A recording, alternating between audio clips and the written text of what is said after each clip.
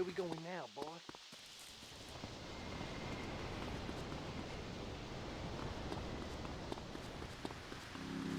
You have a nice smile.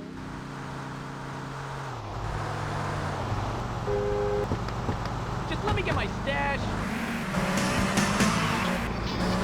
About the Black Plague. Jenny's living in a fictional world. Goths like me, we see the world for what it is. Dark songs of the night, black nail polish, and very tight black jeans, man. Like, everything is great. Well, like everything. Konstantinos, you're shaking your head. I know, Maurice. I am. Any particular reason? Yeah. What? There's only one thing good about life. And what's that? Death. Death? Yeah, and dying. That's good too. And black. And the moon. At least when you're dead, you can go around as an astral body and visit places like New Orleans. I love New Orleans.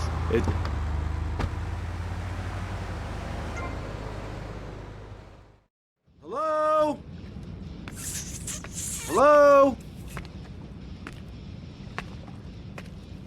Hello? Put it out. There's a dude here.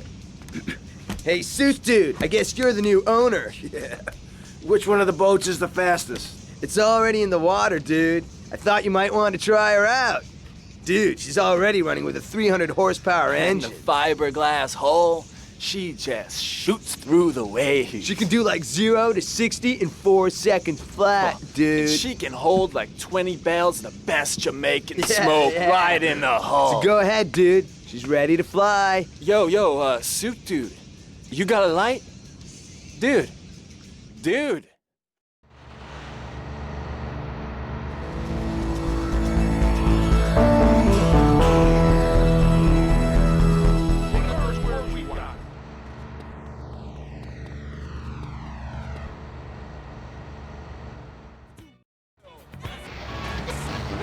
Amy, and my guest is Thor, Viking warrior and elf help guru. Do you have a last name? Oh, whatever. Anyway, what were we talking about? We were talking about the wisdom of the ancients. There are many hurdles in life, Amy. I remember one of the first bits of fan mail I got. It came by bottle in the sea. A man of Lollard Island said, "A tiny woman came to our farm and swept in front of our door. A woodland troll has carried off my woman in the dead of night. Give me wisdom, Thor." So, what did you tell him? Aye, Amy, it was obvious the Black Plague had visited his home. As sure as you can't be a midwife to a fairy, expect wisdom from a fool, or find a good meal downtown on a Saturday night. Okay. I really have nothing to ask you because I really don't think we're bonding quite right here. I'm more than a little confused. Let's go to the phones! You're on K-Chat with Thor. Yes, hello, Thor. My name's Jay. I'm a huge fan, man. Your book really helped me get through puberty. Everyone else was into vampires and stuff. I just got into the Viking thing. It's pretty cool. It's been working pretty well for me. Anyway, my girlfriend and I, we fight all the time. She's always calling to check up on me. It really totally sucks. It's a drag. Like, I hang out at the strip mall with all my boys, and she shows up. Is there any advice you can give me? Yes. There was a man who asked for a night's lodging at a certain farm on the eve of Maundy Thursday, or maybe it was Fat Tuesday. Anyway, in the course of the night, the old woman of the house took out a horn of salve and smeared herself with it from head to toe. She then climbed on top of the stove, sat astride a sweeping broom, and began to... Hello? Excuse me, what the hell are you talking about? Reading from the runes, wench. What kind of rune is that? Aye, it's a man's rune, and not appropriate for the warrior under 18 years old. But there's a moral at the end. Are you still there, Fair Jay? Yeah, I'm still here. Do you love this woman? Yeah, I think so. She's really special. Especially in the back seat, if you know what I mean, Thor. Then behead her, and parade thy love around on a stick for the world to admire. Wow, cool. Thanks, Thor.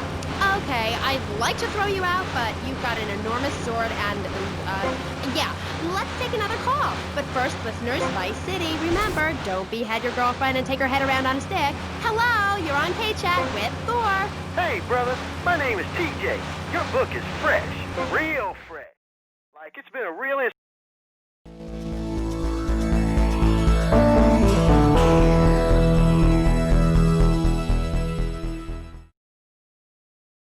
start a Thor. You know what I'm rapping? We're on your vibe, man. Aye, a Thor fan club. This pleases Thor very much. I shall speak of myself in the third person from now on. Yeah, I wasn't really into school all that much. But I hear you, Thor. So anyway, we had this fan club, right? And instead of naming it something like the Vice Lords of Valhalla, we gave it like a modern name. Keeping things firmly in the 80s, you know? The Blood. Ain't that off the wall, man? We follow your teachings to the letter, sir. Especially how you go around smiting fools with that wild, mad hammer of yours and getting people to know exactly what time it is. You hear? Have you a magic hammer? Nah, T. We don't have any olden types around here to strap us with super flying hardware like yours, but we do have Mac 10, Tech 9, Trey 8, Street Sweepers, and all that. You still on my vibe, brother? Hey, I like the sound of this. Methinks I want to join your group. Do you pillage proper? Hell yeah. We do it like a Viking. You ought to come party with us. We'll even make you an honorary... Pillaging. I need a break from my crazy pace. Beware the frost giant, TJ, and the serpent. We totally need to find a phone and get limo service. Over.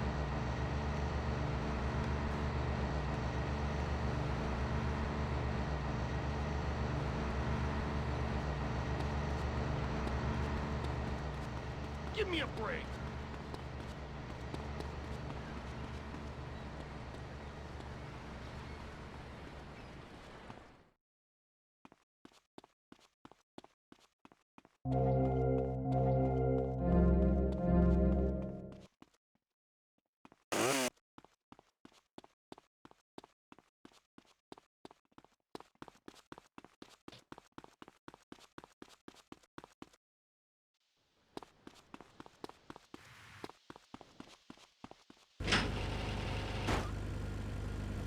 Some say life is a tea party for zombies. Also, when you only wear black, everything matches. In fact, I'll keep wearing black until something darker comes along. It's a known fact that the best poetry is written.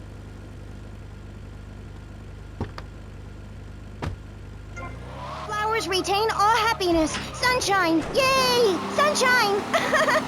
You sound like you'd enjoy my program Motivate, Demonstrate, then Motivate Again. Nobody ever complained about that program. You hug people and you laugh like you never laughed before. Let's get back to the topic at hand, eh? I've had enough of this weirdness. Jenny, let's start with you. How do you maintain such a positive outlook on life? It says in your bio that some awful things have happened to you. I don't think anything awful has happened to me. But it says here your parents were brutally murdered. Mommy? Where's Mommy? She's just fine. She's probably taking a nap. You're like my bad doll, Mr. Livingston. He's a bad doll. Bad doll. Not like my other dolls. My mom's great, though. Thanks for asking. Okay, wow. You're psychotic and dosed up to the eyeballs on tranquilizers. If it's psychotic to be happy, then I guess I am. A stalagmite grows an inch every 1,000 years. That's slow and painful. That's how I want to live my life. If you can't see the misery, stay out of the kitchen. You may have noticed this on tattoo. It's Egyptian and represents the breath of life given in the afterworld. It's my key to eternal life after death.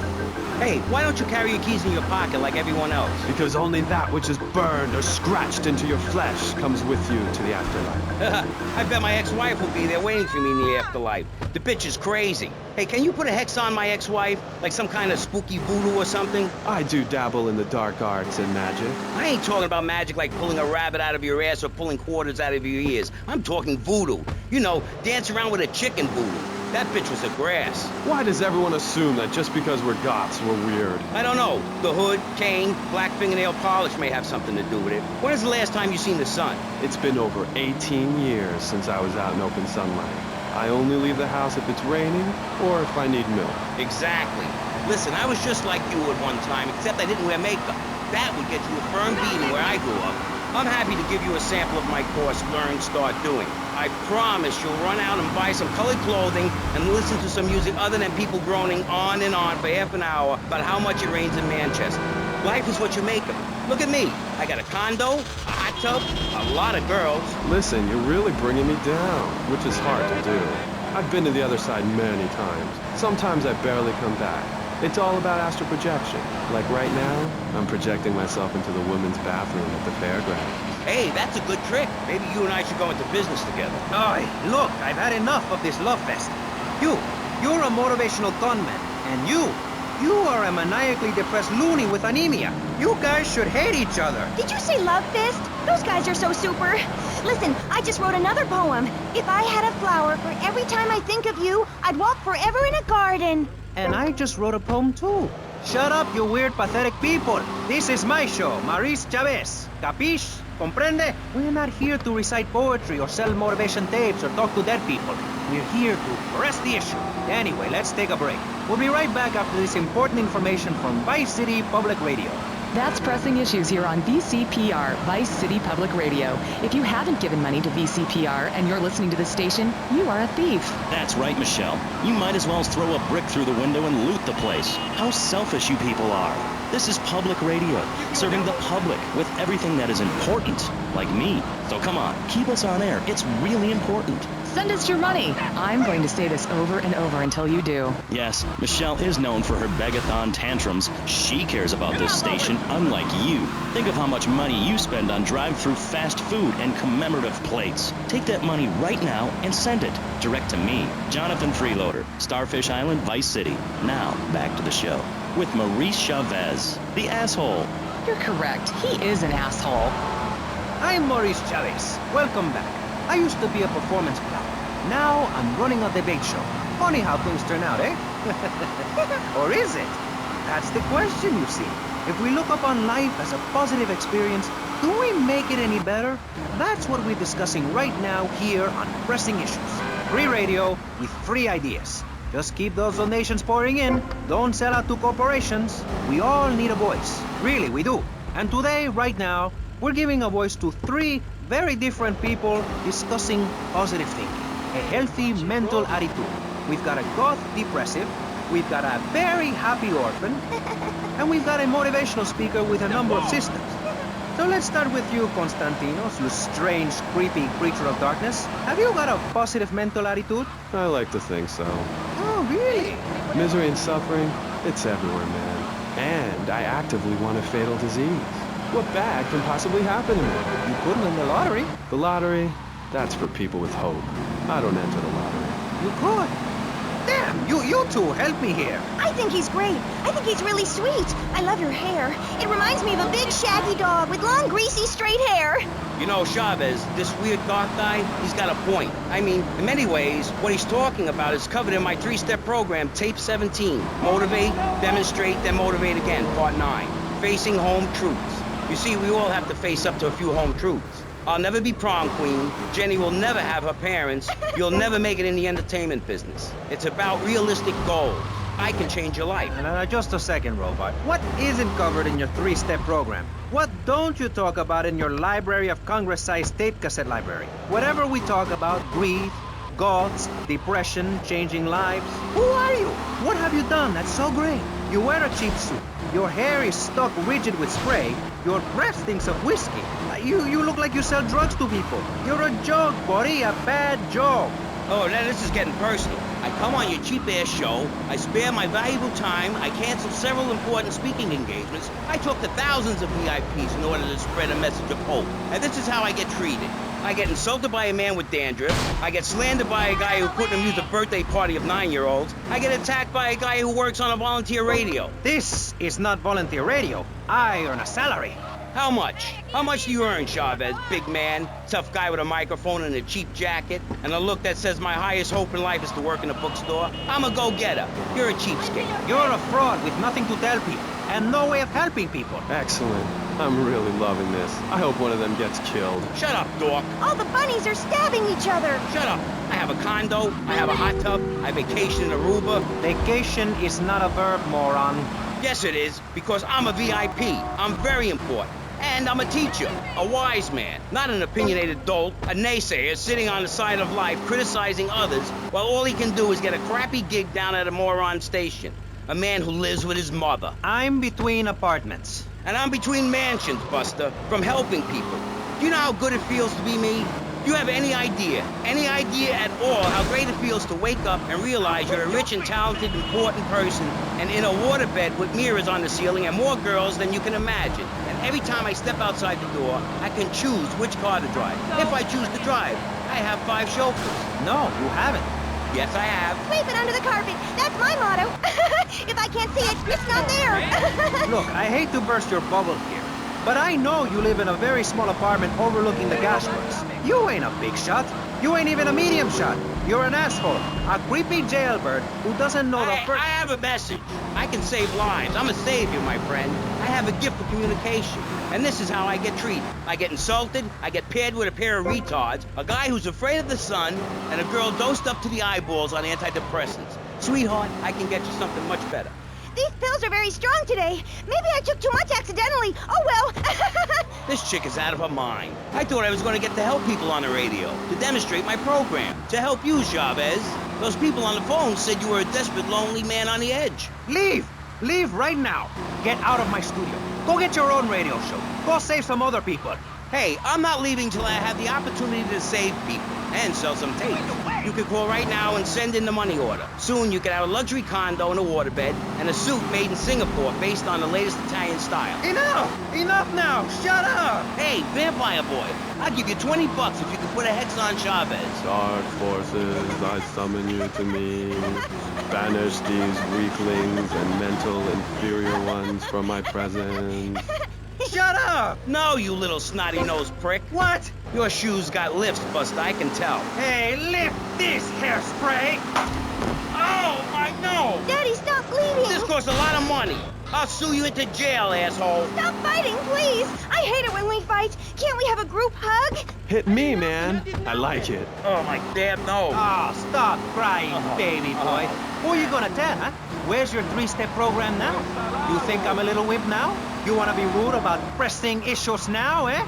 You think you're a tough guy from the gutter now, eh, my friend? You think you can screw with me? With Maurice Chavez? What you thinking, asshole? I'm sorry. Please don't hit me again. I love your show. I think I understand this positive thinking. And that was pressing issues. I think we covered a lot of ground. We learned all about how to press the issue. And remember, if at first you don't get hurt, hit the guy very hard in the face with a paperweight. It just worked for me. And I feel like $1 million. Let's tell you a little bit more about exactly how public radio is financed and quality programs like Pressing Issues come on the air. Don't go away. That was Pressing Issues, and this is Vice City Public Radio. We hope you're enjoying the show as much as you're about to enjoy listening to me and Jonathan Freeloader. Hello, everybody. Hi, Jonathan. How are you? Heartbroken, Michelle. Why, Jonathan? Why? Well, because it seems people just don't care anymore. I mean, where are people's priorities? We have campaigned tirelessly for public radio for literally months now, and the station is still in trouble. But a man with a hygiene problem puts on a pop concert, and suddenly everyone has money to hand over to starving kids they've never even met. I think it's a disgrace. Yes, people are very shallow. Like you? Exactly like me. But radio is much more important than food. I've a good mind not to let them go back into Pressing Issues this time. You have to give us some money. It's a disaster. That's what it is. What's wrong with you people? Please, we're struggling to pay for our second homes here. And I've only had 3 vacations this year. You poor man. Let's get on with the show. Remember, call now. Please, we need your money. Urgently. Thanks, guys. Hello, ladies and gentlemen, and welcome back to Pressing Issues on VCPR. That's Vice City Public Radio. Radio which gives the public exactly what they want. High-quality educational programming about serious topics and the consistent reminder that the world is going to hell in a handbasket if you don't give us money. Remember, Vice City Public Radio is commercial-free because it is funded entirely by donations from our listeners and corporate sponsors. So if you're enjoying the show, why not make a contribution? I'm Maurice Chavez, and this is Pressing Issues. Pressing Issues is a roundtable discussion group in which we ask self-important people exactly what they think about things, and then they argue amongst themselves for a bit, before leaving with views more extreme than when they came in. Only joking, ladies and gentlemen. This is a show founded on the ancient Greek principle of enlightened debate and the American principle of free speech. Or is that the ancient Greek principle of feeding wise men hemlock and the American principle of being annoyed and loud so nobody can get a word in? I forget. Only time will tell. Now, the subject we are discussing right now on Pressing Issues with me, Maurice Chavez, for your enlightenment and enjoyment is a very serious one. Public safety. In case you haven't noticed, Vice City is not a very safe place. These are troubled times. We are a troubled people. Some would say we are a people at war with ourselves. Others would say we are at war with reality. Those who live in other countries and strive to own our fast food restaurants and quickie marts would say we are a bloodthirsty bunch of crazies who let children buy guns from the supermarkets. Another opinion is that it is the fault of society, that, as Plato said, people don't mean to kill each other. It happens because they are poor or desperate or really thirsty or in need of a vacation or something. Another view is that we are all a little confused and really should stay at home, lock the doors, and forget about everything as quickly as possible. So, let's press the issue, eh? Sitting on our panel right now, we have 3 divergent opinions. 3 separate islands of insanity in a rolling sea of stupidity. 3 wise men following very different stars. To my right, to everyone's right in fact, we have Congressman Alex Shrub, the youngest state congressman ever to be elected by Vice City, and now a respected man in the Capitol. Mr. Shrub got elected because he has great hair and says things that make you nod your head. His campaign appealed to the wealthy because he set all of us at ease by finally confirming it's okay to be rich as long as you say you care about the children. Mr. Shrub, welcome. That's not entirely true, Maurice. My campaign also appealed to the poor, who are